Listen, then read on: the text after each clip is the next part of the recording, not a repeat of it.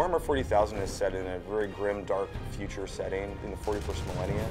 Basically, mankind is surrounded by this immense alien horde that's bent on its utter destruction.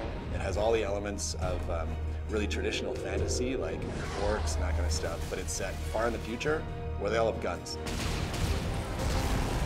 We really have taken the IP to heart. Relic has a strong history of working with the GW Warhammer 40,000 IP.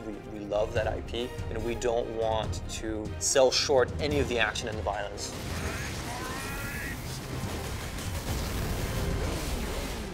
In our game, you're sent down to one small planet that's an industrialized world designed to manufacture weapons of war. The orcs are there to get their hands on the Warlord-class Titan.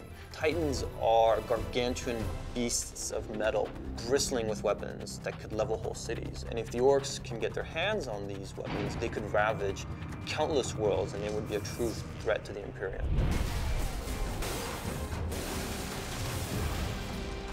Space Marines started out as human beings, but they go through a rigorous process of training and physical transformation that really elevates them into almost demigods. Their bodies actually are implanted with new organs. Their strength is multiplied, their resistance is multiplied. Captain Titus is the protagonist in the story. He's the main character. He has the ability to take the rules and sort of interpret them in his own way, and some of the other characters in the story have different viewpoints on how that should be interpreted. Millions more of them. Our plan is unchanged. The main threat in Space Marine are the orcs. They are a brutal, animalistic, barbaric race of beings.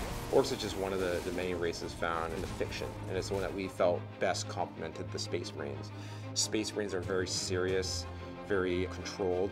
The orcs are sort of messy, vicious, violent, so it adds a nice contrast. We have some which are like shamans. They have magical powers. We also have Gretchen.